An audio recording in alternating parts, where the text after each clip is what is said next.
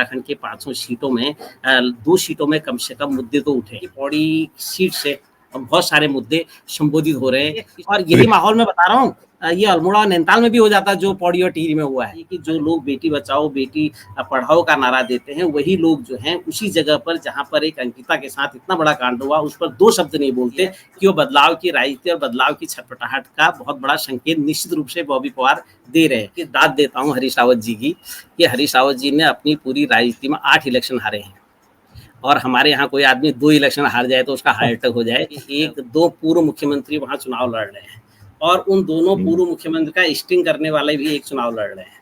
इन लोगों को कुछ आदतें हो गई हैं तमाम लोगों को, जैसे कुमाऊनी में भाषण देना, कुमाऊनी में कुछ भी बोल देना। ये बताइए तो तुम्हारे किए हुए की सजा तुम्ही को मिलेगी भाई, मोदी को थोड़ी मिलेगी। और दायित्व निभाने के ज्यादा जो उन्होंने खाना खाया ना जगह जगह टेबलों पर कि जो बॉबी पवार ने पूरा किया है उसने इस बात को तो बिल्कुल इंगित किया है, इस बात का संकेत तो दिया है कि जो सत्ता में बैठे हुए लोग हैं उनके खिलाफ एक बड़ा जनमत तैयार होना चाहिए और इनके लिए गड्ढे और तमाम किस्म की तार बाड़ भी लगाते रहे पीछे से। अजय टम्टा यहाँ तक भी पहुंच गए तो तब भी उनको उस ढंग की उस राजनीतिक समझ को डेवलप नहीं कर पाए जो हम सब लोगों को जरूरत है। हमारा हाथ बेल है गो पहाड़ा, हमारा हाथ बेल है गो पहाड़ा, यहाँ ऐगी जमीन बेचड़िया में रंग लगो तो कह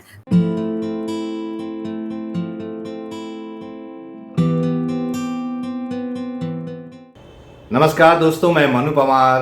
उत्तराखंड में लोकसभा चुनाव निर्णायक दौर में पहुंच गया है। राज्य की 5 लोकसभा सीटों पर इस बार क्या होने जा रहा है? क्या पहाड़ के जरूरी मुद्दे इस चुनाव को कहीं प्रभावित करते हुए नजर आ रहे हैं?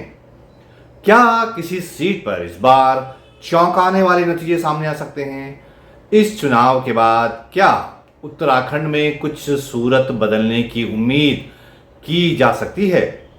ऐसे ही तमाम मुद्दों पर बात करने के लिए आज एक ऐसे शख्स मेरे साथ जुड़ रहे हैं जो कि पूरे उत्तराखंड के समाज, लोक जीवन, वहाँ की संस्कृति, वहाँ की राजनीति और वहाँ के ज़रूरी मुद्दों को बहुत बेहतर ढंग से समझते हैं, उन पर लिखते हैं, बोलते हैं। मेरे साथ जुड़ रहे हैं सीनियर जर्नलिस्ट, लेखक, संपादक, पॉलिटिकल एनालिस्ट चारू तिवारी।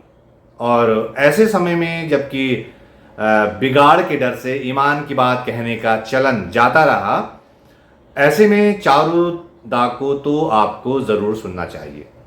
चारू तिवारी से इस लोकसभा चुनाव के तमाम फैक्टर्स पर बात करते हैं। तो चारू दा, बहुत बहुत स्वागत आपका और बहुत धन्यवाद समय निकालने के लिए। दादा धन्यवाद। आप पहाड़ों में घूम के आ रहे हैं, आपका खैर आना जाना लगातार रहता है। आपने सियालदेव बिखौती पे मैंने आपका आर्टिकल पढ़ा, बड़ा मजा आया। और पहाड़ों में एक और कौतिक चल रहा है आजकल, वो चुनाव का कौतिक, क्या रंगत है उधर? वो तो बड़ा कौतिक है और वो तो ऐसा कौतिक है जो हमारी सारी संवेदनाओं को, हमारी सारी इतिहास, संस्कृति, हमारा वर्तमान, हमारे संघर्ष, हमारी चेतनाओं, उन सब का प्रतिबिंब होता तो ठीक था, लेकिन एक ढंग से वो इन सबको लीलने वाले चुनाव हो रहे हैं ना ये। तो वो द्वंद्व तो है ही कि अपने को बचाने का, हिमालय को बचाने का और इस लोकतंत्र में बने रहने का, ये द्वंद्व तो है ही वो इलेक्शन। तो मतलब ये वैसे हर इलेक्शन में यही हो रहा है उत्तराखंड में। कुछ ऐसा हम सोचते रह जाते हैं कि कुछ चीजें बदलेंगी, लेकिन वो उसी यथास्थिति में रहती है चीजें। तो इस इलेक्शन से बहुत उम्मीदें हैं या ऐसे ही है वैसे ही जैसा चल रहा है? देखिए, जब पूरे उत्तराखंड के हम पूरे चुनावी परिदृश्य में पूरे उत्तराखंड को देखते हैं और विशेषकर जो संसदीय लोकतंत्र में जिन आकांक्षाओं को लेकर, जिन सपनों को लेकर और जिन समस्याओं को समाधान को लेकर लोग सोचते रहे हैं कि हर चुनाव में, चाहे वो पंचायत का चुनाव हो, चाहे वो हमारे यहाँ विधानसभा का चुनाव हो या लोकसभा का चुनाव हो, उसमें जनता हमेशा जो लोकतंत्र का एक अपना तरीका है, लोकतंत्र में जो अपना एक सिस्टम है या जो एक उसका मैकेनिज्म है, उसमें निश्चित रूप से आकांक्षाएँ रहती हैं कि हमारे ऐसे प्रतिनिधि आएँ जो हमारी इन बातों को समझें, जानें और उन मंचों तक पहुँचाएँ जहाँ उनकी समस्याओं का समाधान हो। विशेषकर इस बात को मैं एक बहुत छोटे एक कोटेशन के साथ कहना चाहता हूँ कि हमारी जितनी भी लोकतंत्र में, डेमोक्रेसी में जितनी भी समस्याएँ होती हैं, वो बेसिकली राजनीति जनित होती हैं, वो नीति जनित होती हैं, वो पॉलिसी के अंतर्निहित समस्याएँ होती हैं और उनका समाधान भी हमको राजनीति से ही निकालना पड़ता है, हमको नीतियों से ही निकालना पड़ता है। तो एक ढंग से ये समस्याएँ जितनी भी हमारी हैं, वो नीति जनित हैं, वो राजनीति जनित हैं। तो उनका समाधान भी नीति जनित और राजनीति जनित चीज़ों से निकाला जाना चाहिए और इसी परिप्रेक्ष्य में मुझे लगता है कि लोगों को लोकतंत्र में 1952 से लेके आज तक इसी रूप में वैसे इलेक्शन को देखना चाहिए कि हमारी बिजली, पानी, सड़क, शिक्षा, स्वास्थ्य, रोज़गार और हमारी तमाम उन आकांक्षाओं की जो अभिव्यक्ति है, वो संविधान प्रदत्त हमारे उस अधिकार से भी है, जो विभिन्न ऐसे लोकतांत्रिक मंचों को, ऐसे संवैधानिक मंचों को तैयार करता है, जो इन आकांक्षाओं को पूरा करे। लेकिन दुर्भाग्य से आज़ादी के बाद हमारे यहाँ जितने भी चुनाव हुए हैं, वो लगभग लोगों को ये बता दिया गया है कि ये जो चुनाव है, वो उस ढंग के उन मुद्दों पर आधारित नहीं बल्कि वो हवाई नारे, हवाई बातें और एक नई किस्म का मैकेनिज़्म पॉलिटिक्स में आया है, जो कि किसी भी तरह से सत्ता में पहुँचने का या अपने अभीष्ट को प्राप्त करने का है। तो इस प्रकार से अगर हम देखते हैं तो अभी जो राजनीतिक परिदृश्य हमारे यहाँ है, वो यही है कि मूल मुद्दों से हट के हम उन तमाम चीज़ों पर वोट कर रहे हैं, जो एक तरह से बिल्कुल हमारी तमाम चीज़ों से अलग है, हमारी आकांक्षाओं से अलग है। तो ये इलेक्शन भी उससे अलग नहीं है मेरे ख़्याल से, कि इसमें भी मुद्दे उस ढंग से एड्रेस नहीं किए जा रहे हैं या उस ढंग से जो राजनीतिक पार्टियाँ नहीं उठाती है या अपने जगहों पर नहीं रखती है जिससे लोगों का भला हो। तो मोटा-मोटी तो यही है कि अभी हम एक ऐसे लोकतंत्र में जी रहे हैं जहाँ पर पूरा चुनाव जो है वो मैनेजमेंट का है, पूरा चुनाव जो है संसाधनों का है, पूरा चुनाव जो है वो लोगों की तमाम समस्याओं को हाशिए में धकेल कर नए-नए ऐसी-ऐसी चीज़ों को लाया जा रहा है जो हमारे मुद्दे ही नहीं हैं। तो इसलिए अभी यह कहना बहुत जल्दबाजी होगा कि ये इलेक्शन कोई दूसरे ढंग से किसी चीज़ को संबोधित कर रहा है, मुझे नहीं लगता अभी तो। हाँ दादा, आपने बहुत जरूरी मुद्दों की बात की। मुझे बहुत टाइम बाद ऐसा नजर आया है कि जैसे गढ़वाल लोकसभा सीट पे मैं देख रहा हूँ, एक दो मुद्दे बहुत गहरे से बहुत जमीनी लेवल तक फैले हैं। दो मुद्दे जो है कि अग्निवीर का मुद्दा आया है, एक अंकिता भंडारी, जो बहुत प्रभावित करता हुआ दिख रहा है बहुत जगह पे। मतलब उसकी बात हो रही है। पहली बात यह है कि प्रत्याशियों से भी बात हो रही है, उनकी पार्टियों के स्टार प्रचारक से भी सवाल पूछे जा रहे हैं। तो क्या आपको लग रहा है कि बहुत टाइम बाद ऐसा दिख रहा है कि किसी जगह पे कोई मुद्दों का जो है चीजें आई हैं या मुद्दों पे बात हो रही है? बिल्कुल आपने सही कहा। मैंने तो ये पूरा देश का राजनीतिक परिप्रेक्ष्य बताया। मैंने पूरे जी। राजनीति की जो अभी एक हमारे यहाँ जब हमने संविधान को अंगीकार किया और उसके बाद जो हमने इस संसदीय लोकतंत्र को अपनाया, वोट की राजनीति का एक सिस्टम जब हमने अपनाया, तो मैंने उसके ओवरऑल बात की कि वो कहाँ तक गया है। लेकिन ये बात बिल्कुल सही है आपकी, कई बार ऐसे मुद्दे उठते भी हैं, वो चुनाव में आते भी हैं और यह सही बात है कि इस समय उत्तराखंड के 500 सीटों में 2 सीटों में कम से कम मुद्दे तो उठे हैं। और हालाँकि मैं ये भी कह रहा हूँ कि 500 सीटों पर कई प्रत्याशी ऐसे हैं जो लगातार इन मुद्दों पर बात भी पहले भी करते रहे और उनका अपना एक राजनीति में ऐसा आलोक भी रहा है कि जिसमें वो लगातार इन मुद्दों पर बातचीत करते भी रहे हैं। तो अभी जो पूरा ज्यों-ज्यों चुनाव अभियान और ज्यों-ज्यों चुनाव की जो गति है आगे बढ़ रही है, उसमें निश्चित रूप से पौड़ी और टिहरी 2 लोकसभा सीटें ऐसी हैं जिसमें हमें लग रहा है कि लोगों के जो इन पिछले 2-3 सालों से जो उत्तराखंड के अंदर जो हलचलें हुई हैं, राजनीतिक रूप से भी, सामाजिक रूप से भी, आंदोलन के रूप में भी, वो कहीं न कहीं इस लोकसभा चुनाव में इन 2 सीटों में कम से कम हमको बहुत प्रभावी ढंग से देखने को मिल रहा है और उससे ये भी पता लग रहा है कि जो राष्ट्रीय स्तर पर जो मुद्दे और जो संसाधनों की पूरी लड़ाई है, उससे मुकाबला करने की स्थिति में मुझे लगता है कि ये है। उसमें आगे क्या होगा वो अलग बात है, लेकिन ये बात ज़रूर है कि लोग विशेषकर चुनावों के मौके पर ऐसे मुद्दों का उठना सुखद है। जैसे आपने भी यहाँ की पौड़ी की बात कही। आप ये देखिए कि पौड़ी सीट में इसलिए भी ये चीज़ हमको दिखाई दे रही है कि पिछले बहुत लंबे समय से पौड़ी और उसके इर्द-गिर्द हमारे यहाँ जल, जंगल, ज़मीन के सवालों को लेकर और हमारे यहाँ विशेषकर युवाओं के सवालों को लेकर, हमारे यहाँ अभी जो अंकिता का इतना बड़ा एक मामला हुआ उसको लेकर लोग बहुत उत्तेजित थे और लगातार लोग इस पर बातचीत भी कर रहे थे। अगर मैं थोड़ा-सा लोकसभा सीट की बात करूँ, इस मुद्दे किस ढंग से प्रभावी या इस समय दिखाई दे रहे हैं, उसकी ज़रा पृष्ठभूमि में जाऊँ तो अभी हमारे यहाँ इसी बीच जो है जिस जल, जंगल, ज़मीन के सवाल को लेकर लोग लंबे समय से लड़ाई लड़ रहे थे और कह रहे थे कि हिमालय को बचाओ, तो उसके खिलाफ जो नीतियाँ बनी उससे हमारा जोशीमठ हमारे सामने उदाहरण है कि जोशीमठ का पूरा आंदोलन जो है वो राष्ट्रीय नहीं बल्कि अंतर्राष्ट्रीय स्तर पर एक किस्म से मानवता को बचाने का आंदोलन बन गया। वो हिमालय को बचाने का भी आंदोलन बन गया कि जोशीमठ जैसे हमारे ऐतिहासिक सांस्कृतिक शहर का एक किस्म से जमीजोद होने की जो आशंका जो व्यक्त की, वो असल में नीतियों का परिणाम ही था, गलत नीतियों का परिणाम था जो हमारी नदियों को और हमारे हिमालय को खोदने से हुई थी।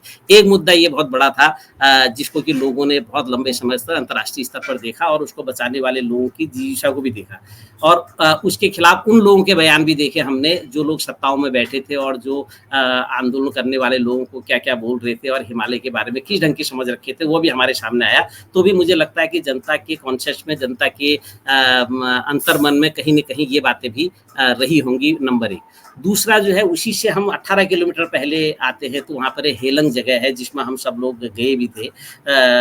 तो हेलंग में जो महिलाओं की पीठ से घास का गट्ठर छीनने की जो घटना थी, वो मात्र एक घटना नहीं थी, बल्कि वो उत्तराखंड के वजूद को चैलेंज करने वाला था जिसमें बड़ी-बड़ी कंपनियाँ, बड़े-बड़े इजारेदार और जो हमारे यहाँ ठेकेदार, कंपनियाँ, सरकारें, प्रशासन, इन सब का जो गठजोड़ था उसके परिणाम स्वरूप निकलने वाली पहाड़ के विरोधी जो जनविरोधी जो स्वर थे वो हमको हेलंग में दिखाई दिए और वो हेलंग वाला आंदोलन सिर्फ एक महिलाओं के घास छीनने वाला आंदोलन नहीं था बल्कि उत्तराखंड की अस्मिता के सवाल से जुड़ा हुआ आंदोलन था। ये भी इसी पौड़ी सीट पर हुआ है। और तीसरा जो है हमारे यहाँ अंकिता वाला जो इतना बड़ा मामला हुआ जो उत्तराखंड के अंदर बहुत अप्रत्याशित और हम लोग सोच भी नहीं सकते कि ऐसी घटनाएं होंगी जहाँ उत्तराखंड के अंदर हम सब लोग कहते थे कि हम अपने यहाँ रोजगार प्राप्त और विशेषकर हमारे यहाँ क्या कहते थे हम लोग जब उत्तराखंड राज्य की बात कर रहे थे तो हम कह रहे थे कि पर्यटन से हम रोजगार देंगे, हम कह रहे थे कि हॉर्टिकल्चर हम रोजगार देंगे। लेकिन अंकिता का मामला इस बात को इंगित करता है कि एक लड़की जो पढ़ लिख के एक रिजॉर्ट में काम करने के लिए जाती है और उसी के जिले में वो रिजॉर्ट स्थित है और अपने ही जिले में और अपने ही जगह में जब वो सुरक्षित नहीं है तो हम किस पर्यटन और किस विकास की बात कर रहे हैं। इस मुद्दे को लेकर भी मुझे लगता है कि लोगों में कहीं न कहीं एक अंतर्मन में है कि हमको इसके खिलाफ कहीं न कहीं बात करनी चाहिए।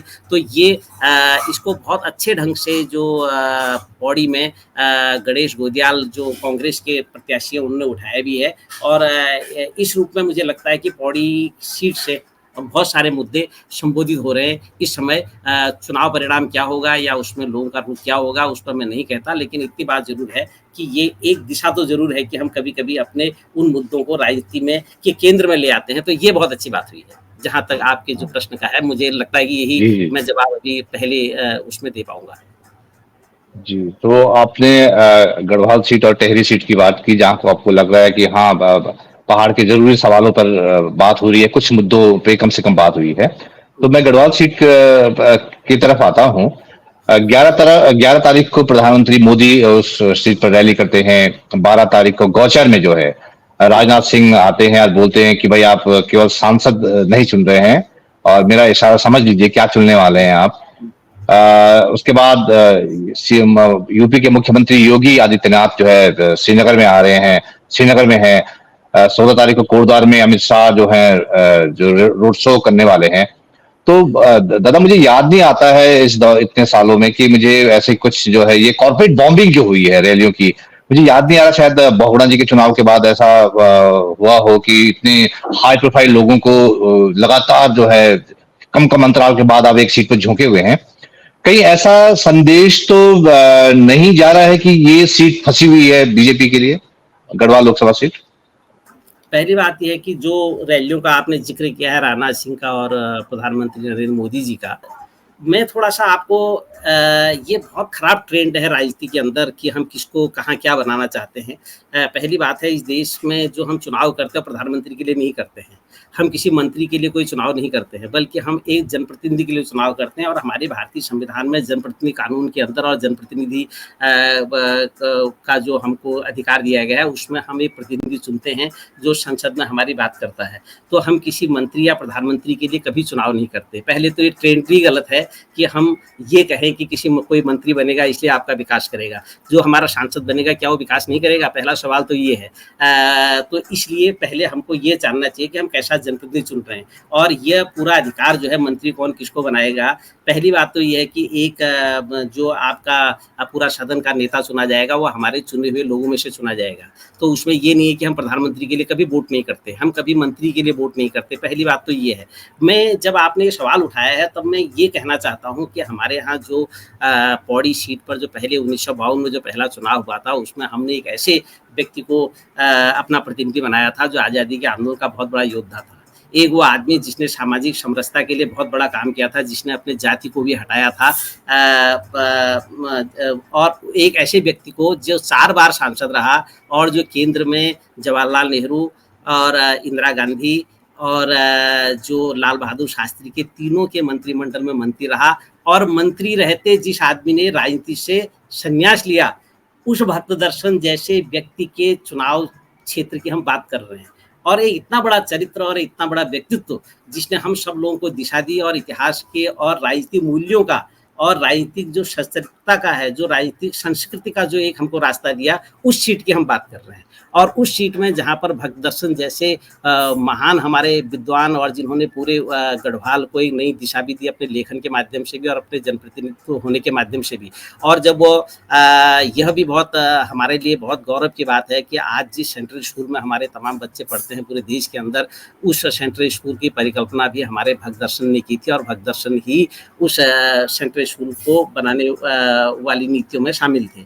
और वही भक्तदर्शन जो हमारे यहाँ कानपुर विश्वविद्यालय के कुलपति भी रहे, और एक बहुत इतना बड़ा व्यक्तित्व जो राजनीति में इतनी बड़ी ऊंचाइयों के बाद भी संन्यास लेता है। एक तो वो व्यक्तित्व हमारे यहाँ, और एक है कि हम इतनी बड़ी यात्रा करने के बाद लोकतंत्र की हम ये नहीं समझ पाए, हम किसी दूसरे भक्तदर्शन की आदर्शों को अपने में नहीं अपना पाए, और हम इतने कमजोर हो गए, हम इतने मजबूर हो गए, हम इतने सत्ता लोलुप हो गए कि आज हमको हमारी बड़ी पार्टी को ये कहना पड़ा कि ये नहीं कहा उन्होंने कि हम कोई सेंट्रल स्कूल बनाएंगे, उन्होंने कोई ये नहीं कहा कि हम भक्तदर्शन के साथ दर्शन देंगे, उन्होंने ये नहीं कहा कि हम अस्पताल बनाएंगे, उन्होंने ये नहीं कहा कि हम अच्छी सड़कें बनाएंगे, उन्होंने ये नहीं कहा कि हम रोजगार बनाएंगे, बल्कि एक जिम्मेदार आदमी ने ये कहा कि हम एक मंत्री बनाएंगे, इसलिए आप चुनाव वोट दीजिए। ये इससे बड़ा दुर्भाग्यपूर्ण और कोई बयान नहीं हो सकता, इससे बड़ा भक्तदर्शन के मूल्यों का कोई हनन नहीं हो सकता। तो इसलिए मैं इन जो लोग ऐसी बयानबाजी करते हैं उनको मैं बताना चाहता हूँ कि राजनीति में मूल्यों का बहुत बड़ा मतलब होता है, और हमारी जो ऐतिहासिक धरोहरें होती हैं और जो लोग हमको रास्ता देते हैं, अगर उनकी चीज़ों को हम भक्तदर्शन बहुत बड़े गांधीवादी थे, तो मैं उसी कोट के साथ कहना चाहता हूँ जिस बात को आपने कहा कि राजनाथ सिंह और प्रधानमंत्री जो भी कह रहे हैं, प्रधानमंत्री का बहुत खराब भाषण था कोटद्वार में, और इतना हल्का, और हम उम्मीद नहीं कर सकते ऋषिकेश में हम उम्मीद नहीं कर सकते कि देश के शीर्ष पद पर बैठा हुआ एक जिम्मेदार व्यक्ति इतनी हल्की बातें भी कर सकता है। मैं उत्तराखंड और विशेषकर पौड़ी के परिप्रेक्ष्य में इस बात को कह रहा हूँ। वह इसलिए क्योंकि जिस जगह से वो भाषण दे रहे थे वो जगह थी जहाँ पर अंकिता कांड हुआ था, और जो धर्म को मानने वाले लोग हैं वो नवरात्रि के पहले दिन वहाँ सभा को संबोधित कर रहे हैं। तो उनको ये समझना चाहिए कि जो लोग बेटी बचाओ बेटी पढ़ाओ का नारा देते हैं, वही लोग जो हैं उसी जगह पर जहाँ पर एक अंकिता के साथ इतना बड़ा कांड हुआ उस पर 2 शब्द नहीं बोलते। तो इससे मुझे गांधी की वो युक्ति याद आती है जो हमारे यहाँ भक्तदर्शन से लेके आज की राजनीति तक आती है। गांधी जी ने एक बहुत अच्छा कोटेशन किया था, गांधी जी को पूरा मत पढ़िए, गांधी जी के पूरे दर्शन को आप पूरा न भी पढ़ पाए तो गांधी जी के एक कोटेशन को ही याद कर ले जो हमारी राजनीति के चरित्र को आज भी बताता है। तो गांधी जी ने कहा था कि साध्य को प्राप्त करने के लिए साधनों की पवित्रता बहुत आवश्यक है, कि हम जिस भी साध्य को प्राप्त करना चाहते हैं उसकी अगर साधन पवित्र नहीं है तो साध्य कभी सही नहीं हो सकता। तो उसी प्रकार हमारी राजनीति में जो साध्य है उसको प्राप्त करने के लिए साधनों का गलत इस्तेमाल हो रहा है, और वह साधन हम इस रूप में भी मान सकते हैं जिस ढंग से सिर्फ सत्ता प्राप्त करने के लिए हम अपने लोगों को गढ़ रहे हैं, बल्कि मुद्दों को नहीं उठा रहे। तो इस लिहाज से मैं ये कहूँगा कि दोनों लोगों के जो भाषण आपने कहा या किसी को स्थापित करने वाली बात कही, तो सिर्फ एक मैनेजमेंट का हिस्सा है, और वो कहीं भी यह नहीं बताता कि हम अपने मुद्दों से कैसे इस चुनाव को लड़ रहे हैं या हम आने वाले दिनों में गढ़वाल के लिए क्या करेंगे। ये उसमें गौड़ है, बल्कि ये है कि हम एक व्यक्ति को गढ़ने की बात कर रहे हैं जो लोकतंत्र के लिए ठीक नहीं है। दादा, एक सवाल ये था कि जैसे टिहरी लोकसभा सीट पर निर्दलीय जो 26 साल का लड़का है बॉबी पवार, उसके प्रति जन समर्थन बढ़ रहा है, तो क्या हम ये माने कि ये जो परंपरागत राजनीति है उत्तराखंड में उसके खिलाफ ये गुस्से का प्रकटीकरण है? मनु भाई, इसमें थोड़ा सा हमको देखना पड़ेगा। पहली बात तो ये है कि राजनीति में किसी भी बात को स्थापित करने की जल्दबाजी जो है वो बहुत लंबी राजनीति की बात नहीं होती है। अभी बात ये है कि जो जो हमारे बॉबी पवार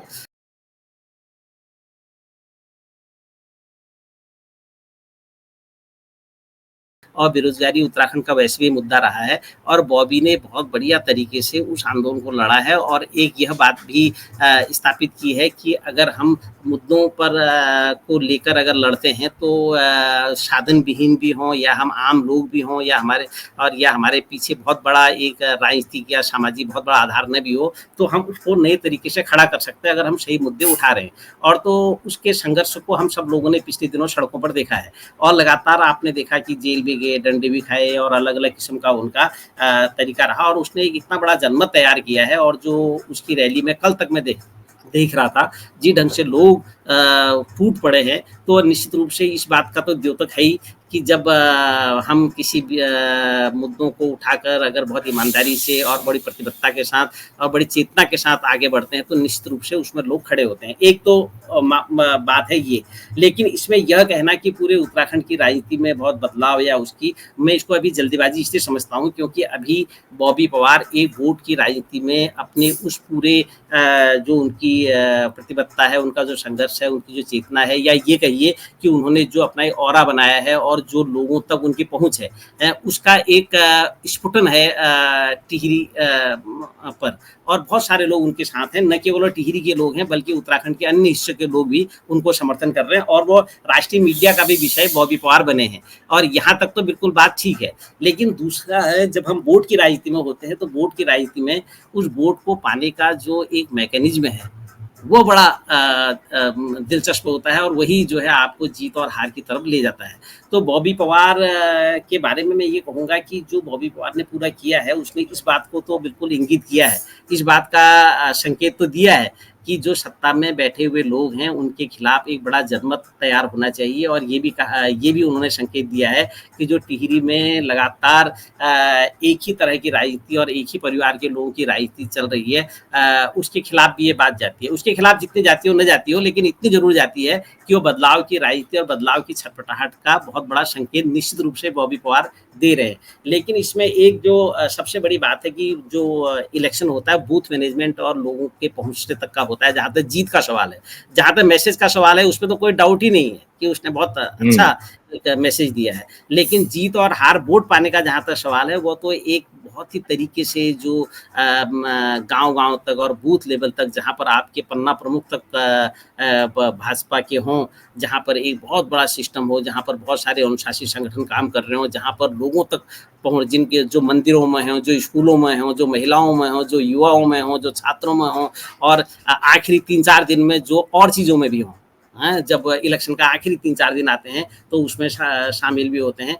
पता नहीं किस ढंग से उसको मैनेज करते हैं। तो ये आखिरी जो टाइम होता है वो भी वोट की दृष्टि से दूसरा किस्म का होता है। तो इसमें 2 दृश्य मैं देखता हूँ। एक तो मैसेज की दृष्टि से जो बॉबी पवार बहुत तरीके से पूरा फैला चुके हैं और बहुत शानदार ढंग से उसको कर चुके हैं। अगर एक बहुत बड़ा हमारे लोगों ने अपना मन बना लिया और एक हमारी अंतरात्मा लोगों की इस बात पर जाग गई कि वोट का मतलब क्या होता है, तो निश्चित रूप से मुझे लगता है कि बॉबी पवार एक बहुत अच्छी टक्कर भी दे सकते हैं और यहाँ पे अप्रत्याशित परिणाम भी आ सकते हैं। ऐसा मुझे मोटा-मोटी लगता है। लेकिन जो आम प्रैक्टिस चुनावों की होती है, उस आम प्रैक्टिस में हमने कवर किए हैं चुनाव और हमने चुनाव देखे भी हैं, हमने कई लोगों को चुनाव लड़ाए भी हैं, तो हमारा बहुत कटु अनुभव है इन तमाम भीड़ का और तमाम चीज़ों का। तो इससे हमको थोड़ा सावधान रहने की ज़रूरत है कि हम क्या इसको आखिरी टाइम तक पकड़ पाएँगे। और यही बात मैं पौड़ी सीट के लिए भी कह रहा हूँ। हाँ, लेकिन गोदियाल हो या बॉबी पवार हो, एक एक मैसेज ये भी तो है दादा कि ताकतवरों से लड़ा जा सकता है अगर आपके पास मतलब लड़ने का तरीका हो, आप समझते हो चीजों को कि कैसे इसे, तो मतलब ताकतवरों से लड़ा तो जा सकता है, बॉबी पवार हो या गोदियाल, ये तो मैसेज है ही इसमें। ना बिल्कुल उत्तराखंड के अंदर और इसी सीट पर आप कहीं दूर मत जाइए। आप इसी टिहरी सीट पर देखिए, बिल्कुल ताकतवरों के खिलाफ लड़ने का मैसेज और विकल्प की राजनीति उत्तराखंड में 1952 से लगातार मौजूद रही है, ऐसा नहीं है। लेकिन उसको जो मैंने बार-बार मैं जिस बात को कह रहा हूँ कि वोट पाने का मैकेनिज़्म जो है उसको डेवलप न कर पाने के कारण हमेशा उस लड़ाई में हम पिछड़ जाते हैं। जैसे टिहरी में ही देखिए, टिहरी में 89 का जो इलेक्शन था वो बड़ा महत्वपूर्ण था, जिसमें इंद्रमणि बडोनी ने जब चुनाव लड़ा था वो सिर्फ 11,000 वोट से चुनाव हारे थे, तो ये कम बात नहीं है। तो ये बड़ी लड़ाई उन्होंने लड़ी और इसी टिहरी सीट पर जो है आपके उत्तराखंड क्रांति दल के ही जो है राणा वो डीआईजी राणा ने चुनाव लड़ा था, 85,000 वोट मिले थे उनको। और उससे पहले हमारे यहाँ कमला प्रसाद नौटियाल जी ने जो चुनाव लड़ा था, कमला राव नौटियाल जी ने, वो 95,000 वोट लाए थे। 95,000 वोट लाए थे। ऐसा नहीं है कि हम कभी चीज़ों से लड़ते नहीं या जनता लड़ने वालों का साथ नहीं देती है। तो इस प्रकार से दो लोग इस समय, लेकिन जिस समय की मैं बात कर रहा हूँ उस समय और आज के समय में थोड़ा अंतर है। और आज भी साधनों की लड़ाई के बावजूद इन 2 लोगों ने यह बताया है कि कितने भी संसाधन या राष्ट्रीय स्तर पर कितने ताकतवर लोग भी हों, अगर जनता के सवाल सही समय पर, सही तरीके से और सही मंशा के साथ उठाए जाएँ, तो निश्चित रूप से इन तमाम चीज़ों से लड़ा जा सकता है। रिज़ल्ट की अलग बात है, देखो रिज़ल्ट तो अलग बात है, उसके मतलब ये राजनीति तैयार करने का एक रास्ता तो है, इसमें तो कोई दो राय नहीं। तो आप बढ़ते हैं हरिद्वार की तरफ। हरीश रावत ऐसा लग रहा है कि परिवार को आबाद, राजनीतिक तौर पे आबाद करने के चक्कर में पार्टी को बर्बाद कर गए हैं। बड़ा जो है उनको लेके बड़ी चीजें हो रही हैं कि यार हरीश रावत जो है ये क्या खेल कर रहे हैं। तो हरीश रावत क्या है, मतलब क्या करना चाह रहे हैं, क्या ये जो है डुबो के ही मानेंगे? हाँ, हाँ। देखो पहली बात है कि हरीश रावत एक उत्तराखंड का ऐसा नाम है कि जो जिसकी राजनीति जो है 1980 से बड़ी राजनीति शुरू होती है। हालाँकि राजनीति उनकी उससे पुरानी भी है। क्योंकि वो ब्लॉक प्रमुख भी रहे, उससे पहले छात्र राजनीति में भी रही है और वो एक ऐसे दौर से निकले हैं जिस समय पूरे देश के अंदर जिसको इंदिरा गांधी का दौर या हम संजय गांधी ब्रिगेड का दौर कहते हैं, उस दौर से निकले हुए नेता हैं। तो 80 के दशक में उस दौर में वो आए हैं जिस समय कांग्रेस नई शक्ति के साथ इमरजेंसी के बाद आई थी। इमरजेंसी के बाद 2.5 साल का जो जनता पार्टी का शासन था उसके बाद दोबारा आई थी। तो हरीश रावत 2 मायने में उत्तराखंड की राजनीति में बड़े महत्वपूर्ण है। एक तो ये है कि हरीश रावत की जब राजनीति शुरू हो रही थी तो हमने कैसे-कैसे नारे, कैसी-कैसी चीज़ें हरीश रावत पर देखी हैं, उसको मुझे लगता है कि यहाँ पर कहना ज़रूरी नहीं है। लेकिन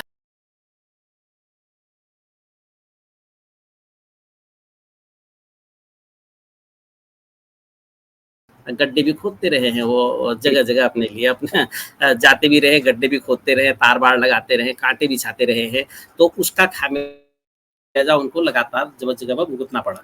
अल्मोड़ा से जब वो 1991 में अल्मोड़ा लोकसभा सीट से बेदखल हुए, जब भाजपा का बड़ी ताकत आई। हालाँकि वो बेदखल तो 89 में ही हो जाते, 89 में भी काशिंग एरी ने सिर्फ 9,000 वोट से काशिंग एरी हारे थे उस चुनाव में। हाँ। बड़ा महत्वपूर्ण चुनाव था, लेकिन उस समय 33,000 वोट जो है अवैध घोषित किए गए थे और उसमें बताया जाता है कि उस समय बैलेट पेपरों को जिसने छीना झपटी हुई उसकी वजह से भी हो सकता है वो परिणाम दूसरा आया हो। लेकिन मैं इस बात की दाद देता हूँ हरीश रावत जी की कि हरीश रावत जी ने अपनी पूरी राजनीति में 8 इलेक्शन हारे हैं और हमारे यहाँ कोई आदमी 2 इलेक्शन हार जाए तो उसका हार्ट अटैक हो जाए, वो दोबारा कभी इलेक्शन लड़ने की हिम्मत न करे। हमारे यहाँ आदमी ग्राम प्रधान का भी चुनाव हार जाए, लेकिन हरीश रावत की जीविका को मैं मानता हूँ कि वो 8 इलेक्शन हारे हैं और उन 8 इलेक्शनों में 2 इलेक्शन वो अपने विधानसभा के उस समय हारे हैं जब वो खुद मुख्यमंत्री पद पर थे। तो आप इसको समझ सकते हैं कि हरीश रावत कितने जीवट हो सकते हैं राजनीति में। रास्ता कुछ भी हो, मैं उस पर नहीं जा रहा हूँ। तो उसी जीवटता को मुझे लगता है कि उन्होंने अब आपके हरिद्वार में दिखाने की कोशिश की है, क्योंकि हरीश रावत का जो राजनीतिक का एक इससे वनवास था उसका उसकी जो पुनर्स्थापना हुई, उसको जो दोबारा कमबैक हुआ वो अभी हरिद्वार से ही हुआ है और हरिद्वार से उन्होंने लोकसभा चुनाव जीत कर ही अपने को फिर दोबारा स्थापित किया है। तो हरीश रावत की बेटी भी वहाँ पर विधायक हैं, हरीश रावत के वहाँ पर पार्टी के भी विधायक हैं। हरीश रावत ने अच्छा तो ये होता है कि हरीश रावत खुद चुनाव लड़ते तो शायद चीज़ें दूसरी होती, लेकिन हरीश रावत ने अपने बेटे को लाकर अपने अंतिम समय में कई सारी अपनी उन जो अंतर्द्वंद अपने पारिवारिक भी रहे होंगे उनको भी सॉल्व करने की कोशिश की है। लेकिन जहाँ तक हरीश रावत जी का कांग्रेस के संदर्भ में है, पूरे उत्तराखंड में जब उनको अभी एक सामूहिक रूप से बहुत ताकत के साथ पूरी पार्टी को लड़ाना चाहिए था और उनकी सीटें जैसे गोदियाल की सीट है, माना पौड़ी वाली सीट है, पौड़ी वाली सीट गोदियाल उन्हीं के खेमे के माने जाते हैं। लेकिन अब हरीश रावत के पास न गोदियाल के पास जाने का समय है, न उनके पास अपने बहुत प्रिय प्रदीप टमटा के पास जाने का समय है, न उनके पास प्रकाश जोशी के लिए जाने का समय है। अब वो इतने उलझ गए हैं हरिद्वार में कि वो उससे कैसे निकलेंगे, वो उनका अंतिम होगा या उनका फिर पुनरुत्थान होगा, यह देखने वाली बात होगी। क्योंकि हरीश रावत जैसा मैंने कहा कि वो जिज्ञासा से भरे हुए आदमी हैं और कांटे उन्होंने इतने बोए हैं कि अब वो बहुत मुश्किल है कि उन कांटों को कितना बीन पाएंगे। वो फिनिक्स का अवतार बनने की कोशिश कर रहे हैं कि किसी तरह जो है मतलब अपनी राख से कूद खड़े हों। हाँ, नहीं वो तो रावत जी का रहा है, मैं बता तो रहा हूँ। रावत जी तो बार-बार रावत जी तो अपनी जो राजनीति में इतने अब एक बात ये समझिए ना कि उन्होंने इतना सबको, मैंने जैसा बताया आपको, जो वोट की राजनीति में इतनी असफलता के बाद भी वो उत्तराखंड के नेता के रूप में लोग उनको जानते ही हैं। मतलब उन्होंने ये तो उन्होंने अपना किया ही है ना, तो इसलिए उनको लगता होगा कि हरिद्वार में एक दाव उस ढंग का खेला जाए कि ये, क्योंकि हरीश रावत के पास वैसे वो ढंग से खोने के लिए कुछ नहीं है, क्योंकि पिछले लंबे समय से जिस ढंग के उनके नज़दीक जो लोग रहते थे जब मुख्यमंत्री थे, तो उनको तो बहुत विजनरी मुख्यमंत्री माना जाता था। उनको तो ये माना जाता था कि गाड़ गधेरों को जानते थे, उनको तो माना जाता था कि वो हमारे पेड़ को भी जानते हैं, हमारे पक्षी को भी जानते हैं, हमारे गांव की भाषा जानते हैं। और हरीश रावत ने राजनीति करने से ज़्यादा जो अपने मुख्यमंत्री का और दायित्व निभाने के ज़्यादा जो उन्होंने खाना खाया ना जगह जगह टेबलों पर, और जिस ढंग से उन्होंने पूरा एक विशेषज्ञ बने वो खाने के, तो मुझे लगता है कि उनको अब उस पर ज़्यादा ध्यान देना चाहिए था थोड़े दिन, तो वो ज़्यादा ठीक रहता। अभी तो हरीश तो हरिद्वार सीट पे ये मानो जिस तरह बहुकोणीय मुकाबला दिख रहा है, तो जो है त्रिवेंद्र सिंह रावत की 3 साल बाद राजनीति में मतलब पावर सेंटर में वापसी लग रही है क्या? अगर इस तरह बहुकोणीय मुकाबला, हरीश रावत हैं, उधर से उमेश कुमार हैं और उधर से बीएसपी का एक कैंडिडेट है, तो ये बहुकोणीय मुकाबले में त्रिवेंद्र के लिए रास्ता आसान दिख रहा है क्या? बड़ा मजेदार है। आपका हरिद्वार सीट पर तो बहुत ही मजेदार है, क्योंकि 1-2 पूर्व मुख्यमंत्री वहाँ चुनाव लड़ रहे हैं और उन दोनों पूर्व मुख्यमंत्री का स्टिंग करने वाले भी एक चुनाव लड़ रहे हैं। और बड़ा एक इतना गजब का कॉम्बिनेशन है वहाँ पर कि जो जिनके साथ बैडमिंटन खेल रहे थे, जिनके घरों में जा रहे थे, उनका स्टिंग करके उत्तराखंड में राजनीतिक अपसंस्कृति का एक बहुत बड़ा जो द्योतक था, जो उत्तराखंड में राजनीतिक अपसंस्कृति की बड़ी धारा को लाने वाले लोग थे, वो भी वहाँ चुनाव लड़ रहे हैं। तो आप ये समझिए कि जो तीसरा कोण आप कह रहे हैं या बसपा का जो चौथा कोण आप कह रहे हैं, विशेषकर मैं 3 कोणों की बात करूँगा, एक तो हरीश रावत जी और एक त्रिवेंद्र रावत जी और एक जो हैं आपके उमेश कुमार जो वहाँ विधायक भी हैं, कानपुर से उन्होंने अपना चुनाव चिन्ह भी उनका हेलीकॉप्टर रहता था, हेलीकॉप्टर से उतरते थे वो। हाँ, तो हमने तो उन्होंने जो हेलीकॉप्टर है तो वो असल में उमेश कुमार इन दोनों के ही तथाकथित रूप से दुश्मन भी हैं, क्योंकि इनका जी ढंग का रिश्ता रहा है इन सब लोगों का। इन 3 लोगों का ये है कि अब एक दूसरे को किसी ढंग से नीचा, क्योंकि अब यहाँ पर क्या है कि हरीश रावत मुझे लगता है त्रिवेंद्र रावत के दोस्त नहीं हो सकते, त्रिवेंद्र रावत जो हैं उमेश कुमार के दोस्त नहीं हो सकते, हरीश रावत भी उमेश कुमार के दोस्त नहीं हो सकते। तो अब ये कैसे सारी चीज़ें होंगी। और उमेश कुमार अगर कुछ अब जो विधानसभा का चुनाव तो दूसरी बात थी, अब लोकसभा में पता नहीं कितना कुछ होता है, लेकिन फिर भी मुझे लगता है कि भाजपा का जो कैडर वोट होता है, जो तमाम चीज़ें होती हैं, वो त्रिवेंद्र रावत को ज़्यादा ताकत देगी। और त्रिवेंद्र रावत चूँकि संगठन के आदमी भी हैं, वो भाजपा के अंदर तो संगठन का बहुत मसला है, तो उनको अगर वहाँ पर हमारे निशंक जी वगैरह तमाम लोग अपनी ढंग की चालें न चलें तो हाँ, वहाँ पर ये भी खतरे हैं थोड़ा सा ना कि तो उधर दादा नैनीताल में वो जो गंगलोड़ वाले हैं भटजी हैं, वो तो मैं उनका बयान पढ़ रहा था कि भाई वो मेरी गलतियों की सजा जो है मोदी जी को मत देना। इतना ये डर है, ये क्या बस मोदी मोदी जप रहे हैं? क्या हो गया भट्ट साहब को? पहली बात क्या है ना कि जिनकी राजनीतिक जो धारा है ना या राजनीतिक जो रास्ता है, उन लोगों का राजनीतिक रास्ता एक्सटेंट्रल नेता ये सब है, मतलब आ गए ये सब लोग। हाँ, और कई बार क्या होता है संयोगवश जो है चीज़ें हो जाया करती हैं। तो 90 के दशक के बाद जो एक राजनीति बनी, जैसे 80 के दशक में, जैसे मैंने आपको बताया ना कि एक इंदिरा गांधी की जो एक राजनीति आई, उसमें कई लोग बन गए और उस बनने में कई लोगों ने अपने को बना लिया और बड़ी राजनीति उन्होंने कर ली। उसी प्रकार 90 के दशक में जब राम जन्मभूमि का मुद्दा आया था, उसमें बहुत सारे लोग तर गए और बहुत सारे राममय हो गए और वो राम की धारा में ऐसे बहे कि वो धीरे धीरे स्टेप बाय वो राजनीति की सीढ़ियाँ चढ़ते रहे, जबकि उनके न तो कोई सामाजिक सरोकार थे, न उनको कोई पहाड़ की समझ थी, आज भी नहीं है। और संसद में इतने समय रहने के बाद भी इन जैसे लोगों को बहुत ज़्यादा समझ नहीं है और संसद में उनके भाषणों से आज समझ सकते हैं। जिस गंगलोड़ का आपने जिक्र किया वो पूरे किस ढंग का मामला था, वो तो एक बात है।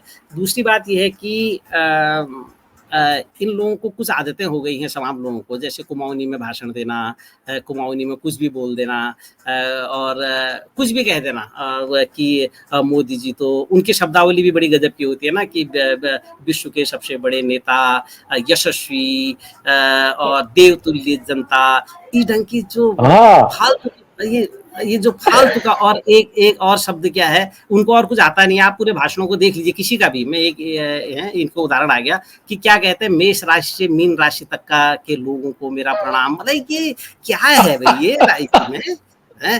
तो जब इस ढंग के लोग जब राजनीति में आते हैं तो उनके पास कुछ ऐसे लोगों का सहारा होता है, जैसे मोदी के बारे में उन्होंने कहा, ये बहुत ही लोकतंत्र में इससे मतलब कम, इससे क्या लोकतंत्र में ऐसा है कि आप बताइए कि कैसा सोच सकते हैं हम कि आप वोट मांगने जा रहे हैं, आप वोट पर इस बात को कह रहे हैं कि आपका आप ये कह रहे हैं कि प्रधानमंत्री को, ये मोदी को जो है मतलब मेरे किए की सजा नहीं मिलनी चाहिए। बताइए, है तो तुम्हारे किए हुए की सजा तुम्ही को मिलेगी भाई, मोदी को थोड़ी मिलेगी। अब मोदी जी तो आपके प्रधानमंत्री तब चुने जाएंगे, तुम्हारी सजा तो तुमको यहाँ मिलनी चाहिए और लोगों को वोट उनके खिलाफ करना चाहिए। वह इसलिए भी मैं आपको उदाहरण देना चाहता हूँ कि बताते हैं कि जब बहुत पहले एक आकर्षण होता है किसी चीज का, नारायण देव तिवारी कभी प्रजा सोशलिस्ट पार्टी में हुआ करते थे, प्रजा सोशलिस्ट पार्टी में हुआ करते थे। तो उस समय ये दो लोग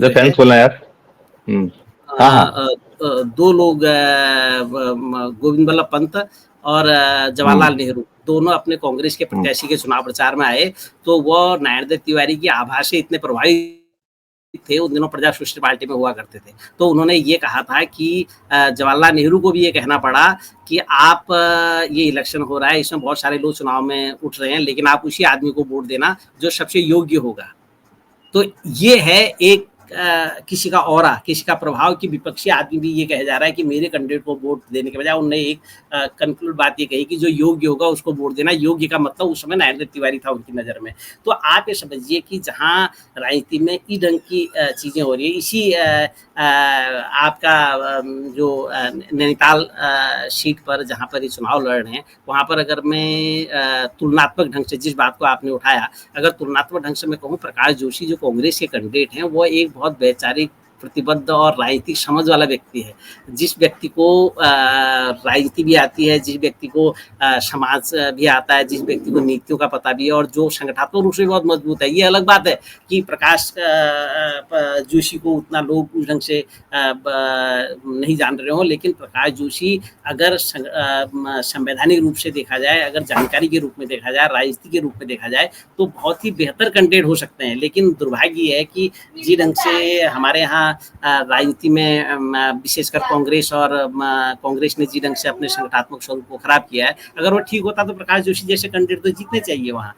जो आपने इनका अजय भट्ट जी की बात कही, अजय भट्ट जी का तो निश्चित रूप से पिछली बार भी वो राम इन्हीं के सहारे थे, मोदी जी के सहारे, अब भी वो मोदी जी के सहारे होंगे। और बाकी तो आप जानते ही हैं कि उन्होंने संसद में इन लोगों ने क्या बोलना है, हमारी नीतियों पर उन्होंने क्या चीज़ें करनी है। तो इसलिए ये कुछ लोगों का तो ऐसे रहेगा कि जैसे अल्मोड़ा सीट पर भी, अब अल्मोड़ा सीट पर भी आप देखेंगे तो अल्मोड़ा सीट पर प्रदीप टमटा जैसा व्यक्ति एक आप तुलना कीजिए, जब वो संसद में बोलते भी हैं तो पूरा सदन जो है बहुत गंभीरता से उस आदमी को सुनता है। और हिमालयी नीतियों पर जिस ढंग की समझ उस आदमी की है और संघर्षों से निकला हुआ एक आदमी, जिसने पूरे उत्तराखंड के सरोकारों को, उनकी संवेदनाओं को, उनके संघर्षों को देखा है, वो आदमी है। दूसरी तरफ जो है हमारे अजय टमटा जी हैं, जो केंद्र में मंत्री भी रहे हैं, वो उत्तराखंड में भी मंत्री रहे हैं, वो विधायक भी रहे हैं, वो जिला पंचायत सदस्य भी रहे हैं। लेकिन उनकी जो पूरी राजनीति है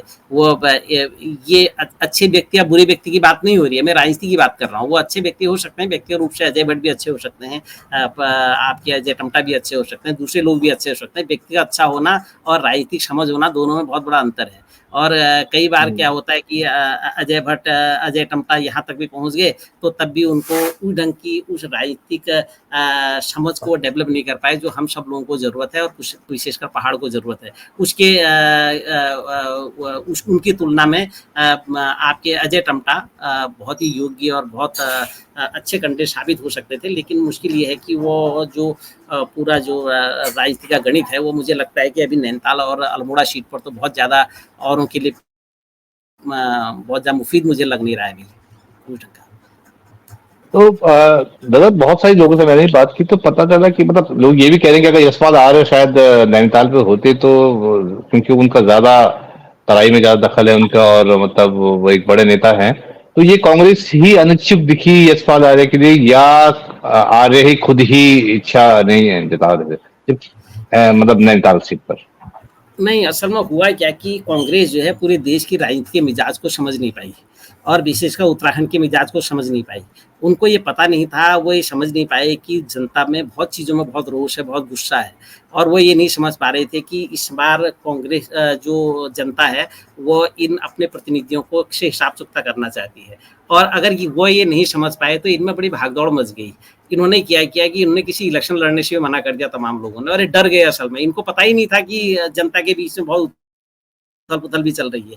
और जब वो इलेक्शन घोषित हो गया, इलेक्शन के बाद जब कैंपेनिंग शुरू हो गई, तब पता लगा कि अरे यहाँ तो इलेक्शन लड़ा जा सकता था। तब सब लोगों को लगा कि यशपाल आर्य को आना चाहिए था, दूसरे को आना चाहिए था। निश्चित रूप से ये बात बिल्कुल सही है कि यशपाल आर्य ऐसे लोग अगर होते तो ये और इसलिए बनता, क्योंकि यशपाल आर्य जो है का बहुत अच्छा आधार है तराई में भी और ऊपर भी, और एक विशेष वर्ग, और लंबे समय से वो संसदीय राजनीति में है, तो उनका उस ढंग से भी अपना ऑरा है। मेरा कहने का मतलब कांग्रेस पूरे उत्तराखंड के अंदर डर गई थी चुनाव लड़ने के लिए। उनके लोगों ने चुनाव लड़ने से भी मना कर दिया था, और समय से अगर उसने संगठनात्मक रूप से इस चुनाव को लड़ा होता और अच्छे ढंग से कैंडिडेटों का चयन किया होता तो निश्चित रूप से बहुत हर सीट पर बड़ी टक्कर होती। वो तो अच्छा हुआ कि 2 लोग निकल आए यहाँ, पौड़ी में और टिहरी में कि वो तो बहुत बताइए। और यही माहौल मैं बता रहा हूँ ये अल्मोड़ा और नैनीताल में भी हो जाता जो पौड़ी और टिहरी में हुआ है, अगर इन्होंने पहले तय किया होता है। तय नहीं कर पाए इससे बड़ी। लेकिन एक थोड़ा सा मनु भाई, मैं एक थोड़ा आंकड़ों से आपको बताना चाहूंगा इन चारों सीटों के बारे में। अगर पिछले और इस सीट पर हम अगर मूल्यांकन करते हैं तो हमको यह देखना होगा कि पिछली बार यहाँ वोट कितना मिला लोगों को। देखिए पिछली बार जैसे अल्मोड़ा सीट पर है, अल्मोड़ा सीट पर भी 65% वोट मिले थे अजय टम्टा को। 65% वोट मिले थे अजय टम्टा को, 31% वोट मिले थे प्रदीप टम्टा जी को। और नैनीताल सीट पर भी 61% वोट मिले थे हमारे अजय भट्ट जी को, और हरीश रावत को मिले थे 34% वोट। और उसी प्रकार जो है पौड़ी सीट पर लगभग 69% वोट मिले थे तीरथ सिंह रावत को, और मनीष खंडूरी जी को 27% वोट मिले थे। और टिहरी में भी जो है 65% वोट महारानी को मिले थे, और 30% वोट जो है वो प्रीतम सिंह जी को मिले थे। हरिद्वार में भी जो है हरिद्वार एक ऐसी सीट थी जिसमें भाजपा को सबसे कम परसेंट वोट मिला था, नहीं तो 63% से ज्यादा ही वोट भाजपा को हर सीट पर मिला था। यहाँ पर 52% जो वोट जो है वो निशंक जी को मिला था, और 32% वोट जो है वो अमरीश कुमार को मिला था। तो इस प्रकार से अगर आप देखें पूरे आंकड़ों को, तो पिछली बार 60% से ज्यादा वोट जो है भाजपा लाई थी पिछले चुनाव में। और इस चुनाव में अगर हम इसको इनकम्बेंसी वगैरह सब में जोड़ भी दें तो क्या इस सब पूरे इतने बड़े फासले को क्या पाट पाएंगे, इसको देखना बहुत जरूरी होगा। क्या वास्तव में जनता में इतना गुस्सा है कि वो इतने बड़े प्रतिशत वोट को एकदम पलट देगी। इसको थोड़ा हमको अभी और समझना होगा। एक आध दो दिन में और क्या परिवर्तन होता है, क्योंकि अभी आपकी योगी जी की सभा होनी है, अभी आपके और बड़े नेताओं की सभा होनी है, और ये जो 3-4 दिन है बहुत क्रूशियल होते हैं। कल मैं एक घटना देख रहा था कि आपके यहाँ शतुली में एक बड़ा पकड़ा गया है, क्या हुआ, जखीरा पकड़ा गया है शराब का। तो ये सारे 2-3 दिन में जो है सब होगा। इस सब के बाद क्या चीजें बनती है ये देखने वाली बात होगी। लेकिन ये निश्चित है कि लोगों में बहुत गुस्सा है। ये बात तो आप समझिए कि लोग इस बात को तो समझ रहे हैं कि जो कुछ भी इन 5 सालों में हुआ है या इन 10 सालों में हुआ है हमारे अनुरूप नहीं हुआ है, इसलिए इसका जवाब दिया जाना चाहिए। ये तो जरूर लोगों ने कहा है, लेकिन वो वोट में कितना तब्दील होगा ये देखने वाली बात होगी। तो चारुदा, ये ऐसा समय है जबकि बिगाड़ के डर से ईमान की बात कहने का चलन नहीं रहा। आपने बहुत बेबाकी से 5 सीटों का जो लेखा जोखा है और वहाँ के जो जरूरी मुद्दे हैं वो शेयर किए हमसे, बड़ा मजा आया। और बहुत बहुत धन्यवाद, इतना समय आपने दिया मुझे। चारुदा, बहुत बहुत धन्यवाद, बहुत बहुत। एक चीज था, एक मैं कह रहा था, मुझे बड़ा उनका हमारे यहाँ एक इस राजनीति पर हिराशी राणा ने बहुत अच्छा तंज कसा था, और हिराशी राणा ने बहुत अच्छा होली का गीत बनाया था। तो हमारे यहाँ क्या स्थिति पूरे है, मैं उसको एक बार गुनगुना देता हूँ आपके सामने जाते जाते। अगर आपको देख लीजिएगा तो उन्होंने हमारे पलायन पर और हमारे यहाँ की दशा पर एक बहुत सुंदर होली का गीत गाया था। मैं उसको आपको गुनगुनाता हूँ थोड़ा सा। ऐगी होली खेलनिया रे, मैं रंग लगूं तो कह ऐगी होली खेलनिया रे, मैं रंग लगूं तो कह मैं रंग लगूं तो कह मैं रंग लगूं तो कह नीछू कोई रंग लगोनिया रे, मैं रंग लगूं तो कह। अब उन्होंने क्या कहा कि पूरे गांव के अंदर लोग रहे नहीं तो मैं रंग किसको लगाऊं। तो अब देखिए इसका उन्होंने एक पंक्ति क्या कही है जो हमारे इलेक्शन के लिए होती है। कोई घोलो ऐसो रसायन, जल रुको पहाड़ो पलायन। कोई भूलो ऐसो रसायन, जल रुको पहाड़ो पलायन। देवी द्यापता बंद छे जाऊपन, देवी द्यापता बंद छे जाऊपन। नीछू कोई शंख फूकणिया में रंग लगो तो कह।